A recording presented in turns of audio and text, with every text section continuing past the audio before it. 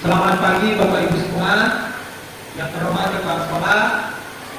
Segala puji bagi Allah, Tuhan semesta alam, maka pada hari ini kita masih bisa diberi kesempatan untuk melakukan kegiatan diseminasi budaya positif di sekolah.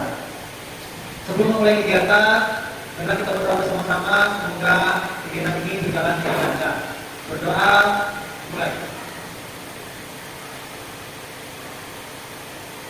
Berdoa selesai. Baik. Sebelum kita mulai, alangkah baiknya kita akan menyanyikan lagu misalnya terlebih dahulu. Boleh Budus memimpin untuk menyanyi? Ya. Silakan berdiri Bapak Ibu.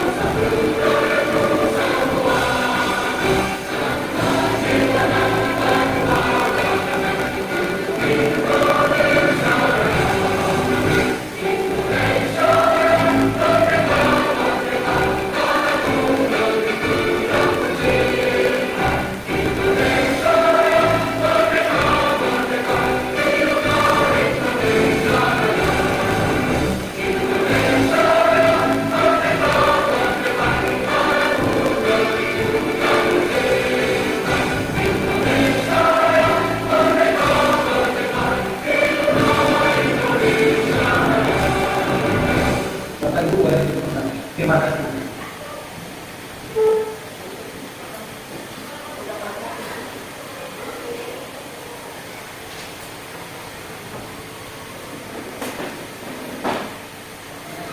Bapak Ibu Guru, jadi kegiatan kita hari ini adalah aksi nyata atau diseminasi kegiatan saya di pendidikan guru penggerak di modul 1.4. Di akhir kegiatan modul ini saya harus melakukan penyimbasan. Penyimbasan apa? Penyimbasan yaitu terkait materi yang ada di modul 1.4.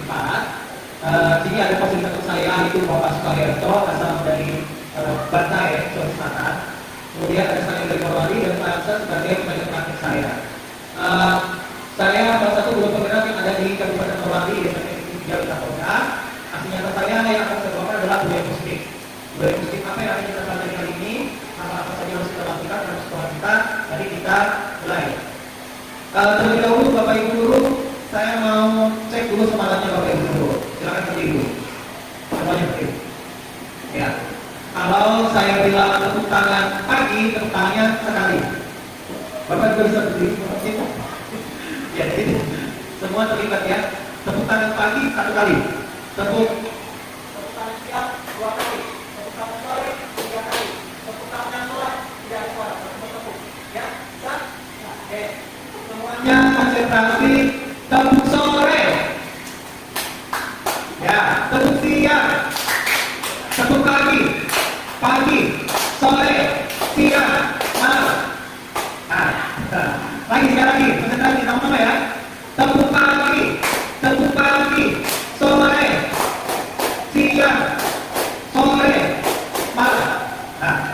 Oke. Silakan dulu, terima kasih atas partisipasinya. Ya, jadi kali ini saya akan membawakan sedikit materi terkait budaya positif. Namun sebelum saya memberikan materi, boleh sedikit satu kata beberapa kata sampai sedikit tadi dari kepala sekolah karena teman-teman waktu juga kepada Bapak kami persilakan.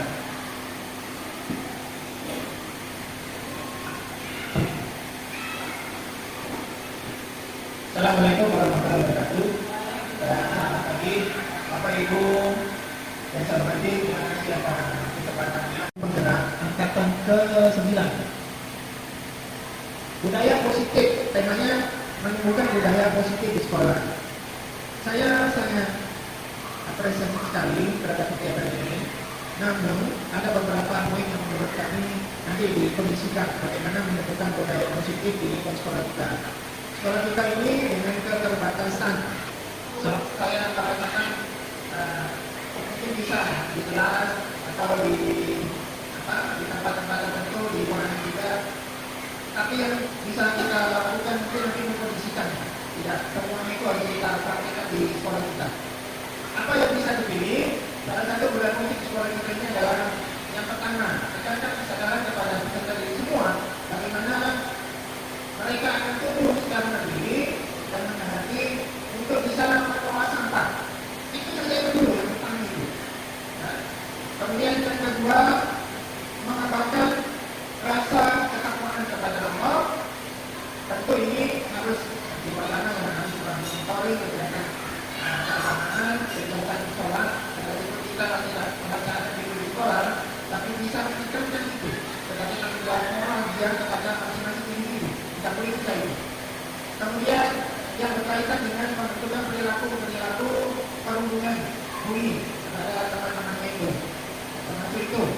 Kemudian yang berikut yang bisa dipilih adalah budaya positif sekolah terhadap kegiatan misalnya kerja bakti yang menunjukkan sikap gotong royong bersama. Jangan nanti satu kerja bakti yang lain kerja dengan tidak ada kata lain. Jadi di situ gotong royong itu adalah sesuai dengan definisi proyek kelima di dalam pengembangan budaya positif gotong royong itu sangat mungkin dan bisa dilakukan di sekolah kita. Kemudian yang berikut adalah budaya positif santun pada guru, makanya tidak dengan teman-teman yang terkelar, kemudian tidak memaksakan jejak yang berbeda kepada kawan-kawannya, sehingga bisa menimbulkan rasa menerima cara dapat dan kritik supaya bisa membangun moral dan akhlak anak kita. Kemudian apa itu sebenarnya program-program pengembangan yang terkait dengan budaya positif sekolah itu sebenarnya sudah kita lakukan. Kita juga implementasikan. Coba wadah ini dalam proyek BDP yang kami belum bergerak, di mana itu dalam program itu dia boleh meminta testimoni. Adakah itu dilakukan? Ya, adakah itu dilakukan? Persoalan dilakukan ketiga itu tidak mungkin kita mengatakan tidak dilakukan. Tapi ini namanya proyek, ada dananya, tanggung jawabnya itu ada dalam bentuk video yang sudah dibuat. Karena mereka fasilitator yang fasilitator. Nah, ini kita target itu. Jadi semuanya itu terstruktur dari atas, dari fasilitator sampai pendidik sampai tingkat sekolah. Tapi yang paling pokok adalah kita kondisikan kegiatan-kegiatan semacam ini, ya, kegiatan workshop seperti ini, itu kita kondisikan jangan sampai mengganggu jam mengajar jam belajar siswa. Kalau itu proyek seperti apa pun nilai positifnya, tapi meninggalkan jam mengajar di sekolah itu berbahaya. Jadi proyek itu jangan sampai memberikan seperti itu. Ya, kita ini semua sibuk, masih punya kepentingan, tapi kita tak boleh meninggalkan dari diri kita sebagai guru. Ada di sekolah kita ada siswa yang masih ada. Tapi kalau kita ada di sekolah, tidak ada juga kepada anak-anak yang bisa diberikan. Ya, kalau apa sih yang kita ada di sekolah, seperti itu. Nah, yang terakhir, saya sangat berharap pada sekalian berkaitan dengan banyaknya padanya siswa kita pilih kegiatan-kegiatan workshop yang sangat relevan dan sesuai dengan kebutuhan kita sekolah. Jangan paksakan produk di mulut, semua ikut. Akhirnya menggunakan pelajaran kita. Jangan. Jadi saya katakan tidak melakukan itu dalam konteks kita sebagai guru. Jangan sampai ada kegiatan yang mengganggu aktivitas kita masih juga sehingga menjadi tertunda atau tidak dilakukan sama sekali. Saya sudah cukup panjang perjalanan saya sebagai kepala sekolah. Saya melihat ada beberapa guru di sekolah saya yang lama akhirnya terpengaruh.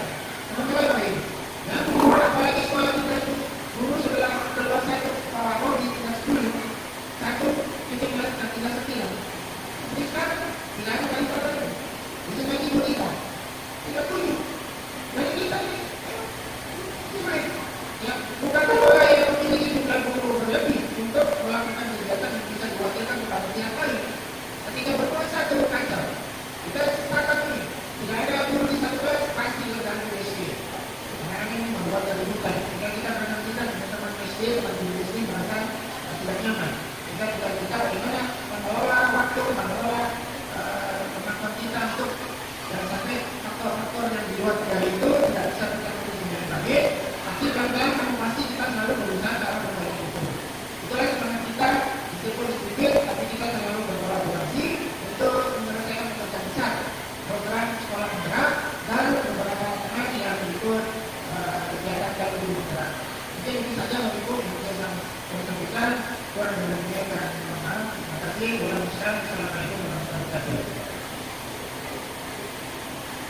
Baik, tadi sedikit penyampaian dari kepala sekolah. Jadi Bapak Ibu kita lanjutkan saja. Kegiatan inti kita adalah tentang budaya positif di sekolah kita. Oke, mari kita lanjutkan. Untuk di modul ini kita akan belajar apa itu budaya positif. Sebelum saya lanjut, saya ingin bertanya, menurut Bapak Ibu, budaya positif itu seperti apa? Dan yang kedua, apa contoh penerapan positif yang telah Bapak Ibu lakukan di kelas? Boleh salah satu teman yang mewakili, guru laki-laki dan guru perempuan. Budaya positif itu Bapak Ibu seperti apa?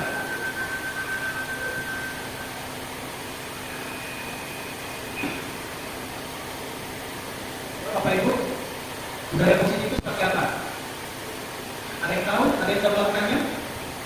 Budaya positif itu misalnya disiplin waktu. Apakah Bapak Ibu sudah menerapkan di kelas? Misalnya jika ada siswa yang terlambat, ada? Atau ada masalah? Jadi saya rasa semua guru sudah melakukan ya. Ya, mari kita lanjut. Oke, budaya positif di sekolah yaitu nilai-nilai dan kebiasaan-kebiasaan di sekolah yang berpihak pada peserta didik agar mereka dapat berkembang menjadi pribadi yang kritis, penuh hormat dan bertanggung jawab. Jadi ada kata kunci di situ, nilai-nilai dan kebiasaan-kebiasaan. Jadi nilai-nilai apa yang teringat di kegiatan sekolah? Tentunya pasti ada nilai profil pelajar Pancasila dan kebiasaan-kebiasaan baik atau arti nyatanya praktik baik untuk meningkatkan karakter mereka yang kritis, hormat dan tanggung jawab. Jadi kalau kritis tapi tidak ada hormatnya juga percuma, tidak menghargai guru. Ketika diberi tugas mereka menjalankan pekerjaan, mereka tidak bertanggung jawab. Atau misalnya ketika piket banyak yang tidak hadir. Itu soal sekolah kita hampir semua melakukannya ya. Tapi ada beberapa juga siswa yang masih terlambat melaksanakan piket. Baik, selanjutnya. Nah, kita akan belajar pemikiran atau intisari dari filosofi Ki Hajar Dewantara. Ini yang kami pelajari ini modul 1. Modul 1 lebih 1. Ada beberapa intisari pemikiran atau filosofi dari Ki Hajar Dewantara. Yang pertama, ini berdasarkan revisi yang berbeda. Ada sistem momong, mendidik dengan pola momong. Momong asuh, cita kasih dan kekeluargaan. Jadi mendidik siswa itu bukan hanya sekedar mengajarkan saja, tapi kita diminta untuk membimbing sebagai orang tua kedua di sekolah. Apapun masalah anak harus bantu menyelesaikan sebagai guru juga sebagai keluarga bagi mereka. Yang kedua, modal alam dan zaman. Jadi dengan menggunakan minat dan bakatnya ini yang sudah mulai diterapkan ya, mungkin sudah tapi baru terkuat sekarang. Yaitu misalnya belajar lebih beredukasi. Nah, jadi kita harus ingat kodrat alam dan kodrat zaman. Kodrat alam misalnya dari SMP di Mualimah dan SMP di Sampiasa karena jelas kodrat alamnya berbeda. Kenapa? Karena kita tinggal di daerah laut, ya, kearifan lokalnya juga beda. Tapi di SMP 1 misalnya, SMP sekolah, yang tetangga kita, mungkin daerah persawahan, kebun-kebun, jadi beda. Jadi kontraknya juga beda. Ini yang dimaksudkan dengan belajar berdiferensiasi dengan arutan lokal atau budaya setempat. Kemudian kodrat zaman, bukan zamannya lagi kita menggunakan misalnya ya, warna misalnya seperti papan tulis atau menggunakan pencatat, dikte, jalannya. Banyak alternatif pembelajaran yang bisa kita gunakan, misalnya menggunakan Canva, menggunakan slide, PPT, atau menggunakan Google Forms sebagai peralatan. Alhamdulillah, setelah kita sudah menggunakan sampai sekarang ya, kita konsisten. Kemudian ada Tikon, continue, melestarikan, convergent, menerima, dan konsentris melakukan. Jadi kita selain kita mengolah apa yang menjadi sumber dari ekspresi ini, kita juga melestarikan. Kemudian kita menerima terbuka atas informasi-informasi yang baru, tapi dengan pertimbangan tertentu yang sesuai dengan kondisi lingkungan kita yang bisa diterima oleh masyarakat. Berarti kita menerima semua, kita ambil, kemudian kita pakai langsung, ya. Kemudian memadukan, dikombinasikan dengan kedua kita. Kemudian di pusat pendidikan yaitu alam keluarga, alam perguruan, alam masyarakat. Jadi ada keluarga sini yang dilibatkan, sekolah dan masyarakat. Kemudian yang ketiga, selanjutnya berhamba pada anak. Ini yang menjadi polemik kami yang antara rekan DGP guru penggerak. Mengapa kita harus menghamba pada anak? Apakah tidak ada diksi atau alternatif kata yang sesuai untuk menggambarkan filosofi yang dewasa? Setelah kami mempelajari modulnya dan kami kupas secara bersama-sama, maksud di sini adalah guru memberikan sepenuhnya hak dan tanggung jawab kepada peserta didik untuk menentukan tujuan pembelajaran masing-masing. Karena siswa ini ada yang punya gaya belajar masing-masing. Misalnya, Saya suka belajar Pak kalau ada video. Pak saya suka kalau bekerja kelompok di luar kelas, di dalam kelas. Jadi guru harus mengikuti. Guru hanya sebagai fasilitator. Pembuat atau praktek dari kegiatan ini adalah siswa. Siswa yang belum aktif. Guru hanya sebagai fasilitator. Bukan lagi guru anak-anak, bukan halaman tidak. Tapi siswa dipancing. Pak kemarin saya sampai materi ini. Jadi biarkan mereka untuk mengeluarkan ide atau pendapat mereka. Kita hanya sebagai fasilitator. Itu maksudnya berapa benar. Kemudian budi pekerti ini sekarang sudah masuk di karakter profil pelajar Pancasila ya, di kelima dan bermain. Nah bermain ini dia sangat unik dari sekian filosofi ini adalah bagaimana kalau kita belajar kok diajak bermain, tapi belajarnya sambil bermain menggunakan media pembelajaran. Saya rasa waktu itu biasa ya menggunakan misalnya tulisit ya budaya, transforming mungkin atau visual mungkin yang bisa kita gunakan. Jadi memancing siswa itu kreatif. Atau biasa waktu itu menggunakan activity seperti tadi pagi kita lakukan. Itu memancing siswa untuk merasa belajar, terus ternyata guru ini, bapak ibu guru ini ada juga main-mainnya, ada permainan juga. Jadi siswa itu terpancing. Pak, bu, activity ya, activity apa lagi bu? Pak, kita main lagi ya. Jadi anak itu akan rasa motivasi untuk belajar. Kemudian ini yang paling penting dari semuanya adalah Ingarsa Sumberwajo, Lima Dia Pantarsa dan kemudian. Nah, jadi kita itu tetap memberikan teladan, ya, cara berpakaian, cara berbicara, jenis kita, misalnya kita mengatur siswa kenapa kamu terlantar, tapi gurunya juga terlantar, ya, jangan seperti itu. Ternyata kalau di sana tidak ada, di sekolah lain mungkin ada. Kemudian dia bangun kantor, itu artinya apa dia tahu? Di mana dia bangun kantor? Ada? Memberikan apa? Dorongan ya. Kemudian kemudian yang ini di belakang memberikan dorongan juga supaya siswa itu menjadi siswa yang teladan, siswa dengan filosofi dengan keterampilan. Lanjut. Nah, bukan paradigma.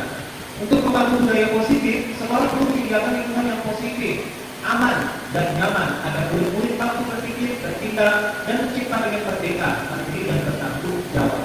Selanjutnya, disiplin dikaitkan dengan kontrol. Dalam hal ini kontrol dalam menghadapi karakter murid sebagai kuncinya. Ini yang sangat sulit Bapak Ibu, termasuk saya. Untuk memahami karakter murid ini, kita harus kerja keras. Karena karakter mereka ini kadang mengikut sama teman-teman yang kita bergaul. Bagaimana cara kita untuk bisa menyamakan persepsi supaya kita bisa mudah mengatur siswa ini? Kita lanjut di slide berikutnya. Nah, berdasarkan teori dari Dr. William Brenner, ada ilusi kontrol, 4 ilusi kontrol yang dilakukan oleh guru. Ilusi yang pertama adalah guru mengontrol murid. Ya, jadi semua kegiatan aktivitas dalam kelas itu guru yang kontrol. Siswa tidak diberikan kebebasan untuk menyampaikan pendapatnya. Pak, saya tidak mau begini, Pak, saya tidak mau begitu. Tidak, kamu harus ikuti maunya guru. Yang kedua, bahwa kritik dan memprovokasi itu sangat dapat menguatkan karakter. Nah, pernah tidak Bapak Ibu memberikan masukan atau kritik atau ngomel kepada siswanya? Kamu ini jangan sering malas-malasan di depan teman-temannya, misalnya. Kemudian, tidak apa-apa. Jadi mari itu nanti supaya dewasa nanti tidak entah, tidak cemen atau tidak percaya diri lagi kuat misalnya. Nah, yang ketiga, bahwa semua pemahaman positif efektif dan bermanfaat. Jadi ada anggapan bahwa apa yang saya berikan, apa yang saya arahkan, apa yang saya nasihatkan semuanya berdampak positif. Dan yang keempat, bahwa orang dewasa memiliki hak untuk memaksa. Jadi agar tahu di situ orang dewasa merasa jadi atas anak-anak yang memiliki kuasa itu. Kamu harus ikut program saya. Kamu harus A, kamu harus B, tidak boleh C. Itu berdasarkan dari teori Dr. William Brenner mengenai ilusi 4 ilusi kontrol dulu. Selanjutnya, nah, perubahan paradigma. Nah, stimulus respon. Misalkan kita ngomong seseorang, kita mencoba mengubah orang agar berpandangan sama dengan kita. Teori kontrolnya, kita berusaha memahami pandangan lain tentang dunia. Ya, jadi teori kontrol itu kita berusaha memahami pandangan orang lain tentang dunia, bukan pandangannya kita, tapi kita lihat juga dari sisi orang lain. Yang kedua, perilaku buruk dilihat sebagai suatu kesalahan. Kita lihat dari teori kontrol, semua perilaku siswa yang dilakukan pasti memiliki tujuan dan maksud. Tidak serta-merta saya boros dan apa. Nah, saya tidak mengerjakan apa. Kemudian orang lain bisa mengontrol saya. Teori kontrolnya hanya Anda yang bisa mengontrol diri Anda, bukan orang lain. Jadi konsep merdeka di sini dalam kita berhak untuk menentukan pilihan kita sendiri. Saya bisa mengontrol orang lain. Misalnya, Anda tidak bisa mengontrol orang lain. Karena di poin pertama, hanya Anda yang bisa mengontrol diri Anda sendiri. Pemaksaan ada pada saat tujuan gagal. Tapi yang benar adalah kolaborasi dan kesepakatan untuk menciptakan pilihan-pilihan baru. Ya, jadi jangan takut. Harus A. Kita sepakat, kamu aspirasi anak-anak kami seperti apa. Kemudian modal berpikir, menang atau kalah. Tapi berpikirlah kita sama-sama benar, seimbang, bukan ada yang kalah, ada yang menang.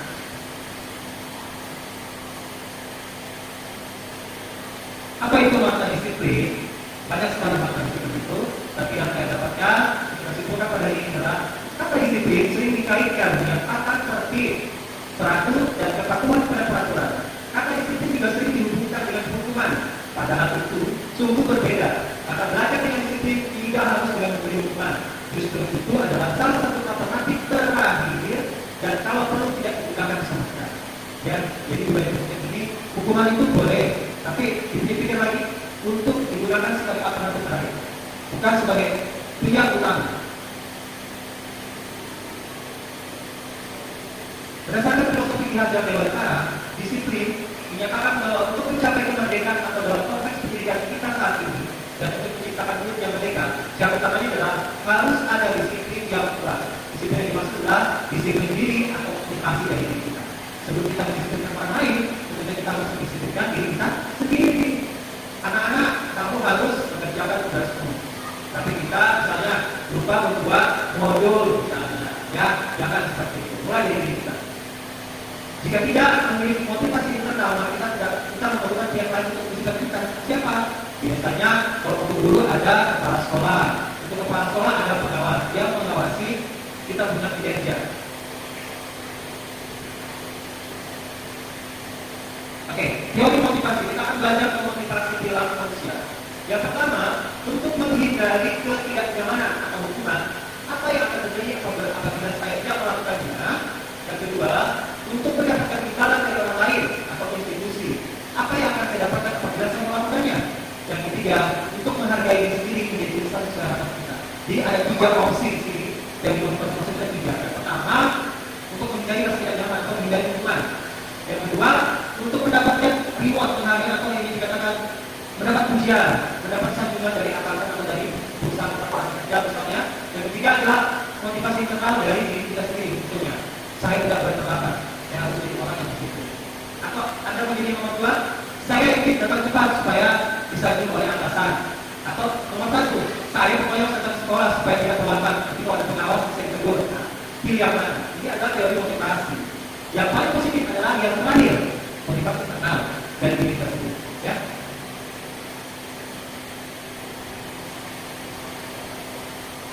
Nah, ini dia poin utamanya. Keyakinan kelas, hukuman, dan penghargaan. Mengapa kita memiliki peraturan harus menggunakan helm ketika dari sepeda motor? Bapak Ibu bisa jawab, mengapa kita harus punya aturan menggunakan helm ketika berkendara sepeda motor? Ayo, supaya kalau jatuh tidak pecah kepalanya. Ya, untuk menghindari kecelakaan di jalan. Kemudian yang kedua, mengapa kita memiliki peraturan yang datang pada waktu berangkat ke kantor? Mengapa? Ibu-ibu, ibunya lagi. Waktu aktif ya, mengapa kita harus datang lebih awal ke kantor atau datang tepat waktu? Ayo, ada nih. Boleh Bu? Supaya hidup ini diskusi kita. Terima kasih karena aturan Pak. Karena aturannya seperti itu. Oke. Mengapa kita memiliki peraturan membuang sampah pada tempat sampah? Ibu Dina mungkin bisa bantu. Mengapa kita harus membuang sampah di tempat sampah? Untuk menjaga kebersihan. Nah, untuk menjaga kebersihan. Oke, sekarang kita belajar tentang keyakinan kelas. Saya rasa untuk wali kelas sudah penting ya. Keyakinan kelas itu bukan cuma wali kelas, guru mapel juga. Keyakinan kelas adalah nilai-nilai kebajikan atau prinsip-prinsip universal yang disepakati secara universal terlepas dari latar belakang suku, bahasa maupun agama. Menurut dosen, suatu keyakinan akan lebih motivasi seorang dari dalam. Seorang akan lebih semangat untuk menjalankan keyakinannya daripada hanya sekedar mengikuti serangkaian aturan. Jadi Bapak Ibu, untuk wali kelas mungkin bisa menerapkan ya. Keyakinan kelas ini adalah keyakinan atau nilai-nilai kebajikan atau prinsip-prinsip yang dipegang oleh seluruh kelas. Kelasnya Ibu, kelasnya misalnya, kelas dia bakal berkelas itu berbeda keyakinannya. Kenapa? Ya, terlepas dari latar belakang suku, bahasa maupun agama. Boleh kepada.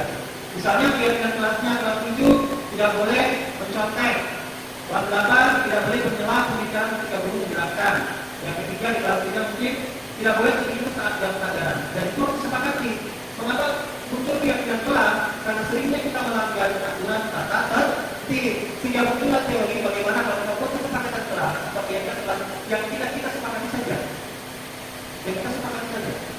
Dan itu Tidak boleh melanggar kita terlepas dari aturan tertib yang utama khusus supaya menanamkan siswa untuk bersemangat menjalankan keyakinannya yang telah mereka susun bersama. Itu fungsi dari keyakinan kelas. Oke, sekarang dihukum oleh penghargaan. Ini ada penghargaan jangka pendek dan jangka panjang. Penghargaan untuk mengurangi kecepatan, penghargaan yang efektif. Oke, kita naik. Oke, sekarang kita lihat dari peraturan. Ada 2 peraturan dan 1 keyakinan kelas. Selalu kembalikan buku ke tempatnya. Apa nilai kebaikan yang diambil dari kegiatan itu? 1, jalan luar. Kemudian jangan mengganggu orang lain. Apa nilainya? Menghormati orang lain dan diri sendiri. Mati di sekolah 15 menit sebelum pembelajaran dimulai. Menghormati orang lain, berkomitmen pada tujuan. Dilarang melakukan kekerasan. Apa nilainya? Keselamatan dan menghormati orang lain supaya orang lain tidak celaka. Ya. Kemudian jangan menggunakan narkoba, tapi jelas nilai kesehatan. Pergantian atau mutu liar, menghormati orang lain dan nilai kesabaran. Gunakan masker, jelas kesehatan dan keselamatan. Dan seterusnya. Baik. Nah, inilah perbedaan hukuman dan konsekuensi. Jadi Bapak Ibu perhatikan ini ya, bedanya hukuman dan konsekuensi. Yang sering melakukan hukuman, yang sering misalnya menindak siswa, hukuman sesuatu yang menyakitkan harus terjadi. Konsekuensi berbedanya sesuatu yang harus terjadi, membuat anak sakit, fisik maupun hati untuk jangka waktu lama. Konsekuensi membuat anak harus tidak nyaman dalam jangka waktu pendek. Jadi misalnya ini, ada siswa yang berkelahi, keluarlah kata-kata kasar dari diri secara sengaja. Apa kita manusia? Kamu ini anak yang baca, orang tua pun tidak memosipkan rumah ya. Padahal tidak tahu seperti sebagai orang tua. Itu akan membekas di mentalnya anak. Nah, tekan mulai dan perasaannya. Nah, harus dibedakan bagaimana kita melakukan konsekuensi, yaitu membuat anak merasa tidak nyaman tapi dalam waktu jangka yang pendek. Bagaimana caranya? Beritakan dia di selain hidupnya. Kemudian anak membenci disiplinan, anak menghargai disiplin. Kemudian paksaan. Kita di sini biasa memaksa ya. Satu rumput itu, rumput sampai itu. Orang tidak biasanya. Anak-anak kira-kira kalau sampai ini biarkan apa yang terjadi, pasti mereka berpikir. Kita berikan stimulus. Oh iya Pak, rumput saja. Jadi tak perlu kita berkata kasar, tak perlu kita memaki-maki, cukup berikan stimulus. Ya? Oke, baik. Nah, sekarang kita akan main quiz. Bapak Ibu Guru, hukuman dan konsekuensi itu berbeda ya. Hukuman itu lebih ke arah fisik dan lebih menyakitkan. Tapi konsekuensi itu memberi kita rasa tanggung jawab dan rasa peduli terhadap peserta didik.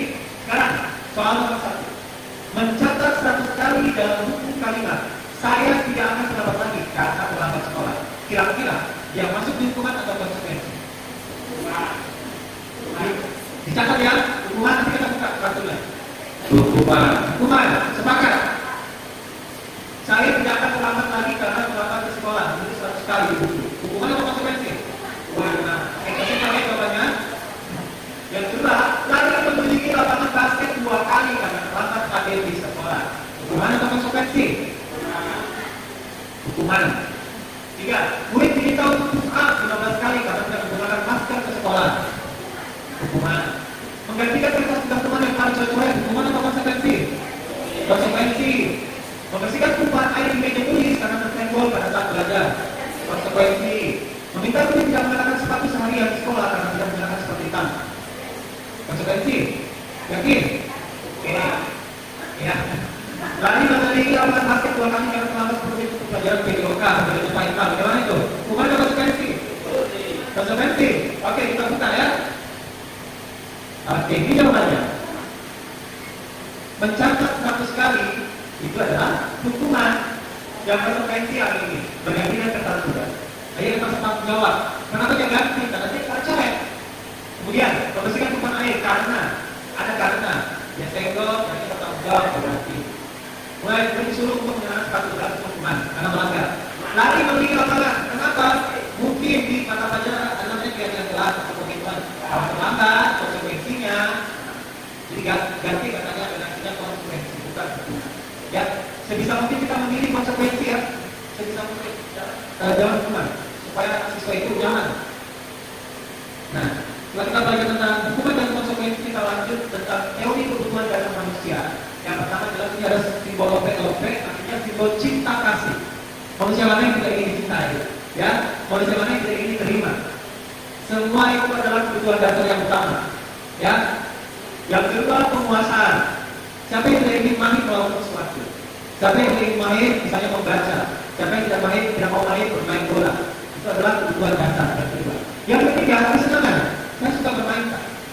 Saya suka makan, Pak. Saya suka tidur. Saya suka belajar. Saya suka membaca. Itu adalah kebutuhan dasar manusia. Yang keempat, kebebasan. Semua yang bebas tidak memberikan oleh aturan.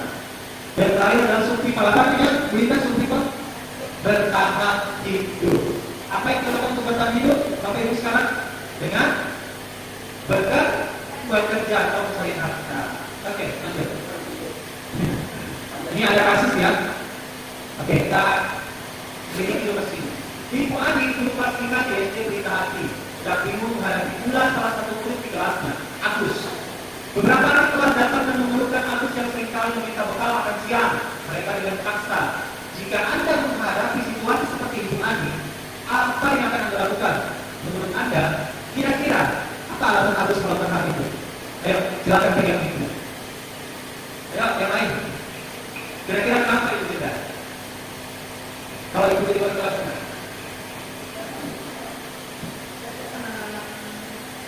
Alasannya pertama, apa yang akan saya lakukan ketika saya menjadi ibu ini? Pertama, melakukan pendekatan. Misalnya, kenapa kamu lalu meminta bekal temanmu? Kemudian, kira-kira apa artinya? Mungkin orang tuanya terima, mungkin ya, karena tidak, kalau orang tuanya kurang mampu mungkin, karena kesibukannya kerja, kenapa sampai lupa dengan kebutuhan anak. Ya, terima kasih Ibu Bunda. Bukan Ibu Bunda. Jadi, jika kita kaitkan dari 5 kebutuhan dasar manusia, kira-kira Ibu Bunda, kebutuhan apa yang dimiliki Agus pada kasus ini? Kebutuhan apa?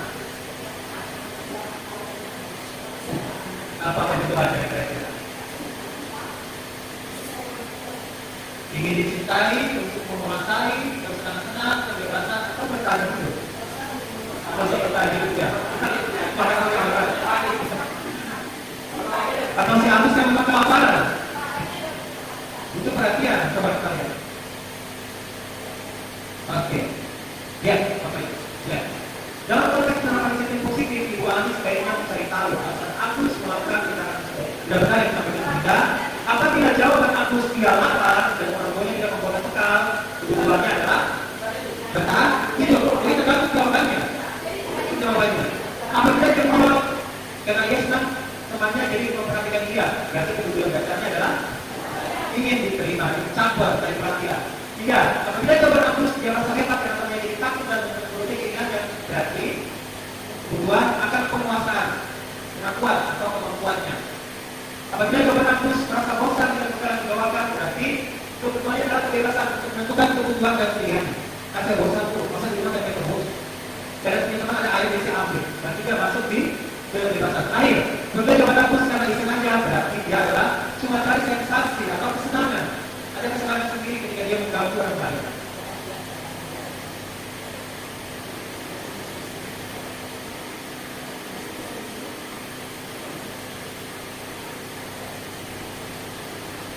Oke. Jadi tergantung jawabannya.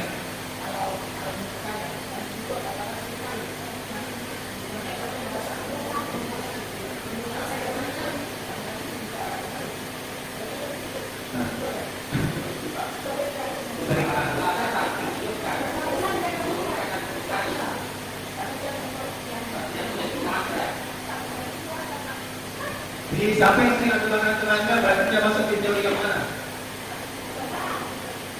Oke, sekarang kita akan belajar 5 fungsi kontrol dulu. Nah, kelihatan tidak? Kelihatan tidak? Kecil ya? Jadi 5 posisi kontrol itu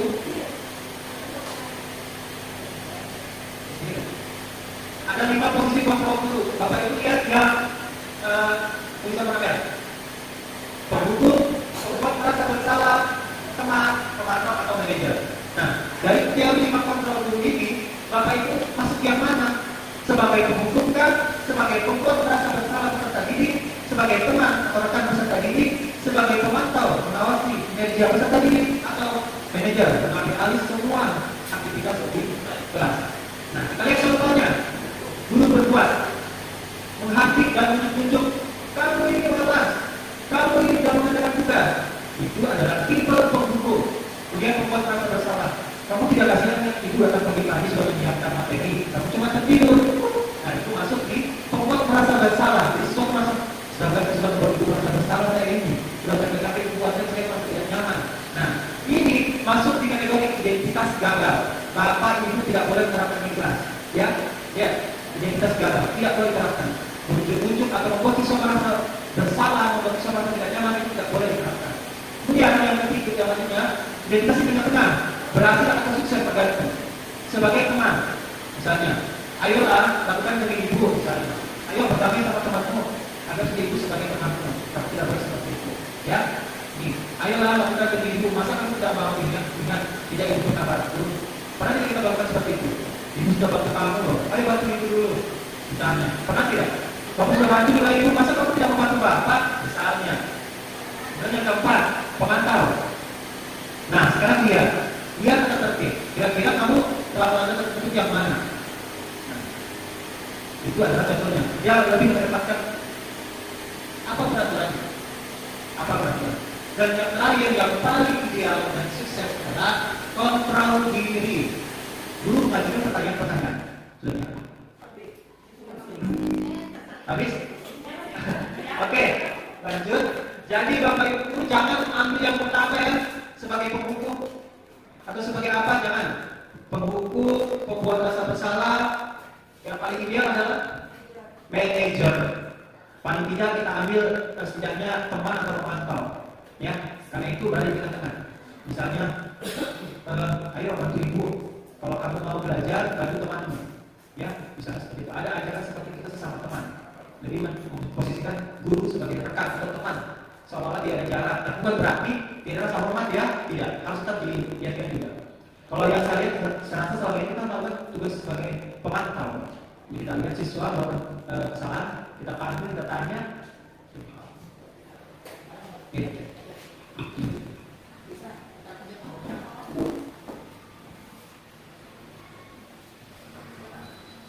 Oke, sederhana ya.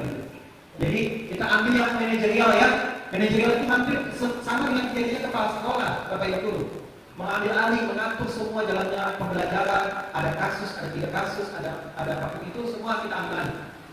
Jadi posisi kontrol yang paling ideal adalah manajerial, menghargai diri sendiri dan peserta didik. Misalnya ada siswa yang melanggar, kan itu sudah buat keyakinan kelas. Nah, kira-kira kalau kita melanggar apa sanksinya? Jadi seperti kayak guru BK, kalau saya pernah manajerial.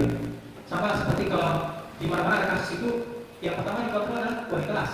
Kalau wali kelas pasti kesiswaan atau tidak, paling atas adalah kepala sekolah. Dan pikiran paling atas ini bukan berarti kita mengambil alih tugas kepala sekolah, tidak. Tapi kita bagaimana memposisikan diri untuk bijaksana, memanajer kita punya diri dan menetapkan peserta didik ini sebagaimana mestinya. Nah, apa itu restitusi? Di materi terakhir ya, apa itu restitusi? Restitusi menurut dosen adalah proses menciptakan kondisi bagi murid untuk memperbaiki kesalahan mereka sehingga mereka bisa kembali pada kelompok mereka dengan karakter yang lebih kuat. Ya, itu restitusi. Ciri restitusi yang pertama bukan untuk menebus kesalahan, tapi namun belajar dari kesalahan. Misalnya berkelahi dengan teman mereka sebut baik, atau misalnya kegilaan dalam kelas. Anak-anak kira-kira kalau kamu tertidur dalam kelas, apakah tidak mengganggu temanmu? Tanya seperti itu. Apa kamu masih ingat kegiatan kelas kita? Kalau kelas apa sanksinya? Nah, jadi anak-anak itu diajak tempat mata bicara. Jangan di depan teman-temannya. Supaya rasa dan harga diri anak itu tetap ada dan cuma guru yang tahu. Jadi kita diajarkan seperti guru BK ya, Bapak Ibu ya, lebih mendapatkan hubungan intens dengan siswa secara tatap mata. Dia memperbaiki hubungan.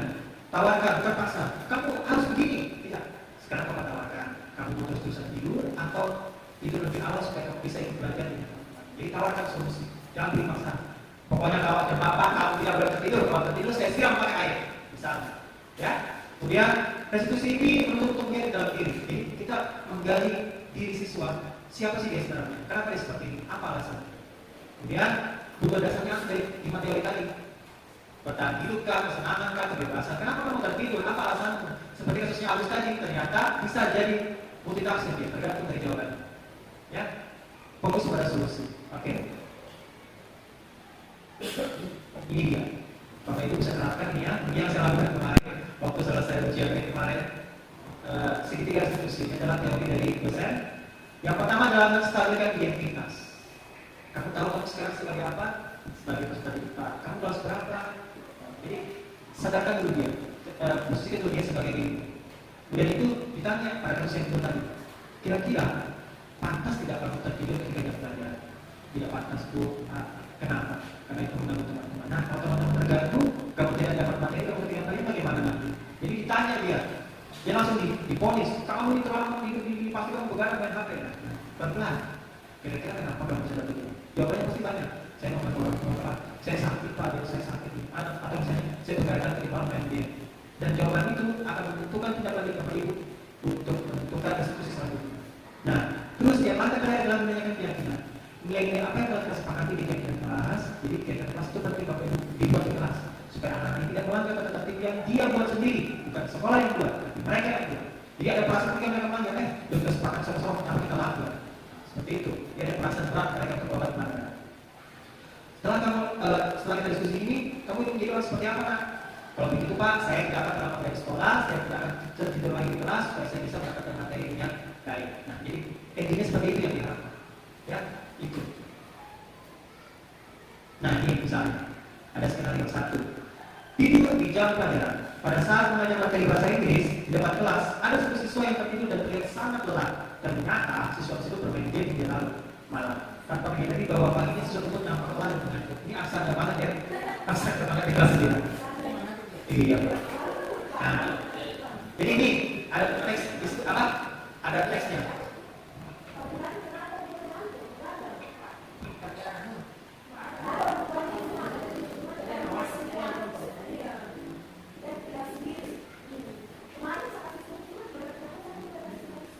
Oke, kita lanjut ya.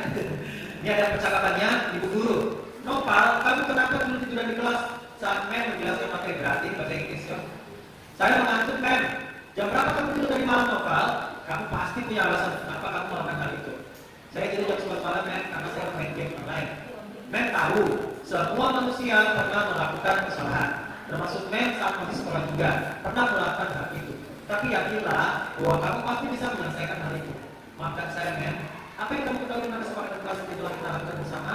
Yang Mem, saya akan memperbaiki kesalahan yang sudah saya buat dan tidak akan mengulanginya lagi. Saya akan tidur lebih awal dari biasanya supaya saya tidak mengantuk saat dalam kelas. Ini tujuan ayat dari ini.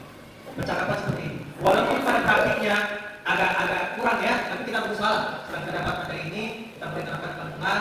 Sedikit perubahan lebih berarti daripada perubahan yang besar dan tidak berlanjut. Ya, banyak kasusnya. Nah, ini contoh saya sudah membuat kelas ya kemarin bersama kelas 7 kemarin. Jadi mereka itu membuat kegiatan kelas. Jadi setiap kumpulkan mereka angkat kelasnya satu orang dua siswa itu satu kesepakatan. Misalnya tidak boleh tertidur ketika jam pelajaran berlangsung. Ya, jadi kegiatan kelas merupakan sebuah kegiatan yang besar yang tersirat lepas dari suku, negara atau agama. Membuat siswa percaya nilai-nilai yang mereka buat sendiri. Ini mereka buat sendiri, mereka buat sendiri kemarin. Jadi kalau mereka melanggar apa konsekuensinya mereka sudah tahu. Oh ini Pak, ini Pak. Mereka yang buat sendiri, mereka yang susun sendiri, mereka tempel sendiri, mereka sepakati sendiri. Ini kegiatan kelas. Ini mereka sudah buat kelas itu kemarin. Ada 10 kegiatan kelas mereka. Ini ada contoh kemarin, sebenarnya ini video ya, tapi saya screenshot saja. Asli nyata ini tapi dalam kelas ini si apa ini? Alfian, tapi dalam kelas ketika dulu ada hadis kemarin yang saya sebut itu. Sementara jam pelajaran, terus saya mau institusi, saya panggil. Ini ceritanya anggaplah di ruang kantor, ya, di ruang kantor. Saya panggil secara tamatan. Saya tanya kenapa sampai pada percakapan signifikan diskusi tadi.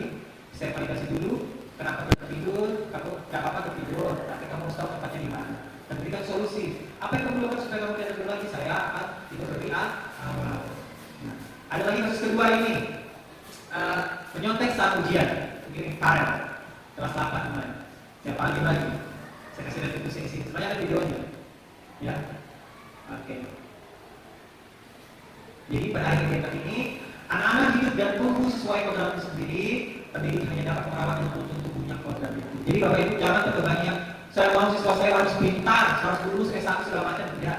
Bapak Ibu ibaratnya ini sebagai petani, Pak Kebun. Apa yang ditanam bisa berbuah, bisa busuk. Tapi tugas utama Bapak Ibu adalah menanam itu, dunia di tanah, disiram di pupuk, seperti kita berada di tengah. Terlepas dia tumbuh, mau dia busuk atau dia berpanen itu senang. Tapi tugas kita yang pertama adalah bagaimana merawat mereka senang mereka tumbuh dalam lingkungan kita, sekolah kita. Sampai sini ada pertanyaan? Ada? Ya. Dan demikian yang bisa saya sampaikan. Bapak Ibu guru jika ada pertanyaan, boleh bertanya, nggak apa-apa. Masih ada waktu 30 menit. Sambil saya putar video. Silakan Bapak Ibu yang bertanya. Halo Sobat Era Digital, sebelum memulai video kali ini, bagi kalian yang belum subscribe, silahkan klik tombol subscribe. Dan jangan lupa juga untuk memberikan like pada video ini.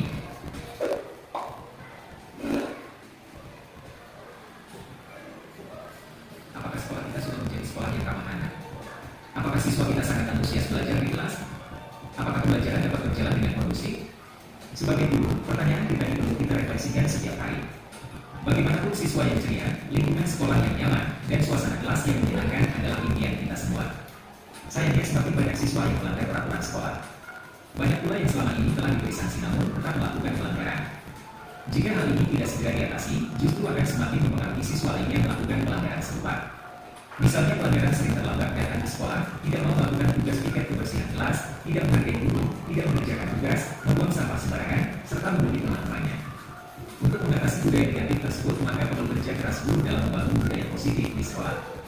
Budaya positif adalah nilai-nilai, keyakinan-keyakinan, dan kebiasaan-kebiasaan di sekolah yang berpihak pada siswa agar siswa dapat berkembang menjadi pribadi yang kritis, penuh hormat, dan bertanggung jawab. Agar berhasil, budaya positif dapat dibangun dan disepakati berdasarkan keyakinan-keyakinan oleh warga sekolah. Menurut dosen, suatu keyakinan akan lebih memotivasi seseorang dari dalam. Seseorang akan lebih tergerak dan bersemangat untuk menjalankan keyakinannya daripada hanya sekadar mengikuti serangkaian peraturan. Siswa pun demikian, mereka perlu memahami suatu keyakinan daripada hanya mendengarkan peraturan-peraturan. Ada beberapa upaya yang dapat dilakukan untuk membangun budaya positif. Upaya yang pertama adalah menyusun kesepakatan kelas, yang kedua mempraktikkan segitiga restitusi, serta yang ketiga melalui kegiatan kebiasaan dan keteladanan. Sampaikan kesepakatan kelas. Kegiatan ini dapat dilakukan di awal tahun pelajaran. Langkah-langkahnya dapat dilakukan sebagai berikut. Pertama, Bapak Ibu sekalian, mari kita apa yang disampaikan oleh Pak Farhan. Ini kan bahan yang diperoleh dari program guru penggerak, calon guru penggerak. Nah, kita kondisikan ini dengan pengalaman keseharian kita di sekolah seperti apa. Saya punya satu pengalaman. Ya. Kalau kami melihat di situ, video yang disajikan, kemudian semua yang ditampilkan tadi, budaya positif sekolah ini sebenarnya teori-teori belajar yang dikembangkan oleh beberapa ahli, dan dia dikembangkan dalam kondisi yang modern sekarang, melihat perubahan dunia maya yang berubah, sehingga terkesan nilai-nilai budaya positif perilaku itu makin berkurang, makin makin tidak nampak, persahabatan itu makin berkurang. Saya hanya memahami ini dari satu persepsi ini. Kalau kita kembali ke definisi belajar, apa sih definisi belajar itu? Kalau ukurnya itu ada di teorinya Gartner, kita lihat baik-baik. Saya juga baca-baca. Teori belajar itu ada 3, ya, yaitu teori belajar behaviorisme, perilaku, teori belajar yang satunya kognitivisme dan konstruktivisme. 3 itu, ya. Nah, yang dikemukakan oleh para ahli itu dikembangkan oleh beberapa ahli-ahli berikutnya. Semua mengarahnya kepada satu, yaitu belajar adalah suatu proses bagaimana suatu organisme yang disebut di sini, ya, bukan manusia saja. Suatu proses bagaimana suatu organisme berubah perilakunya karena akibat sebuah pengalaman. Ya, jadi belajar adalah proses bagaimana suatu organisme berubah perilakunya akibat suatu pengalaman. Nah, pengalaman ini yang dilihat oleh siswa itu banyak, visual, suara, dan keduanya, visual dan suara, terlibat langsung secara emosi. Nah, kalau di situ hanya disebut belajar tadi, berarti ada semacam pengalaman yang dia dapat, ya kan? Kan itu kita karena pengalaman yang diberikan oleh guru kepadanya bagaimana ini yang baik, ini yang buruk. Tapi di dalam teori budaya muslim sekolah, kita tidak samakan menghukum anak pasti akan berhasil sesudahnya gitu. Kan begitu. Tapi membangun motivasi bahwa ini yang keliru, diarahkan kepada contoh yang ada, sehingga dalam motivasi anak itu akan terus diri untuk memperbaiki dirinya tanpa harus merasa terbebani karena sebuah hubungan. Nah itu aja. Ini membutuhkan keterampilan kita untuk memahami konteks kondisi itu di lapangan, karena setiap individu itu berbeda karakter dan mentalnya. Ada yang tidak mau dengan cara dihukum dengan keras. Ada yang sedang dihukum dengan keras satu kali langsung tak boleh. Lihat bukannya juga sembunyi. Apalagi kalau diminta pendapat takut ya. Ada yang dengan cara yang harus dia mau gitu. Jadi Bapak Ibu, itu di dalam dunia pendidikan kita, saya hanya melihat ini dari persepsi kebutuhan kita. Sekolah di Indonesia kita lihat dalam konteks sekolah kita. Di dalam contoh itu, murid itu berapa jumlahnya satu kelas? Tidak ada lebih dari 15. Yang paling banyak 10. Kita di sini berapa? Lebih dari 20. Gurunya sakit.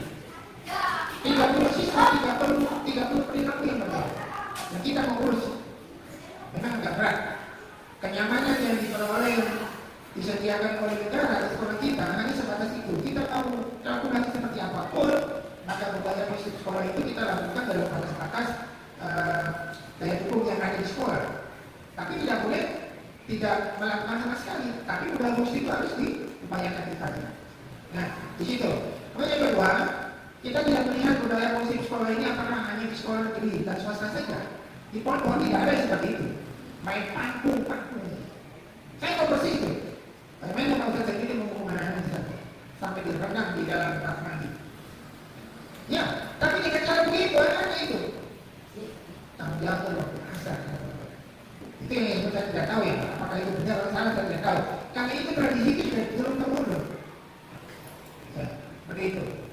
Jadi Bapak Ibu, keberpihakan kita di dalam filosofi pendidikan kita itu idealnya itu adalah yang dikembangkan oleh Ki Hajar Dewantara. Itu saja yang kita patok. Karena apa yang dikembangkan oleh Ki Hajar Dewantara itu suka ataupun tidak, teori-teori itu cocok dengan yang dikembangkan oleh nilai-nilai pendidikan dari negara-negara Barat. Nah, seperti itu. Dan mudah-mudahan Bapak Ibu sekalian kita bisa lebih positif untuk mengembangkan pengalaman kita, dan harapannya adalah lebih mudah mendekati kita karena dengan pola yang menurut kita yang sudah cukup berhasil itu dicontohkan di satu kelas pada seorang anak, mungkin coba di tempat yang lain. Saya kalau ada anak bermasalah, ada catatan dari guru, Pak ini sih tidak pernah masuk, saya panggil. Saya tidak pernah langsung panggil, kenapa kamu tidak pernah masuk di? Yang saya tanya, kamu tinggal sama siapa?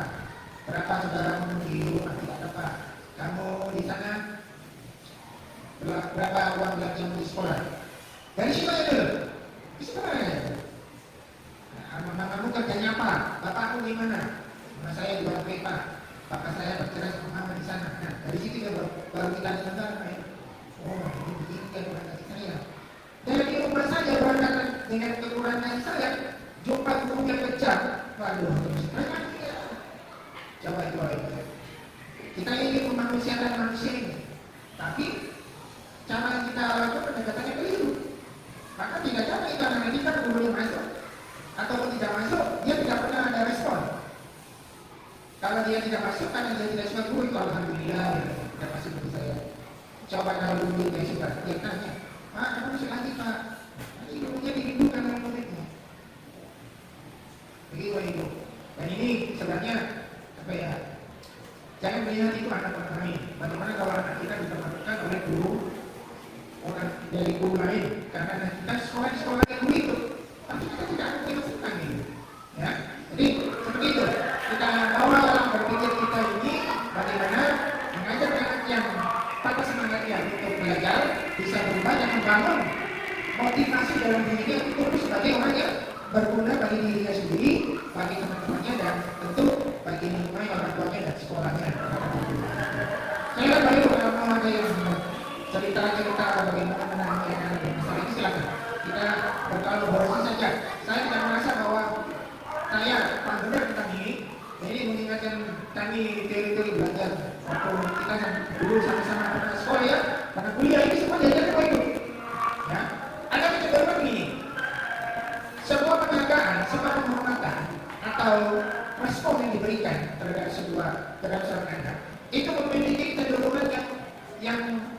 positif yang paling baik ketika pendampingan ini diberikan secara berkelanjutan. Tapi terjadi penguatan perilaku yang buruk ketika kita tidak memberikan sebuah penghargaan. Itu kalau saya lihat teori belajar orang baik lihat di sini. Ada itu. Nah. Oke, silakan Pak Ibu, kalau mau lagi silakan. Ya, Bapak Ibu ada yang bertanya? Ya?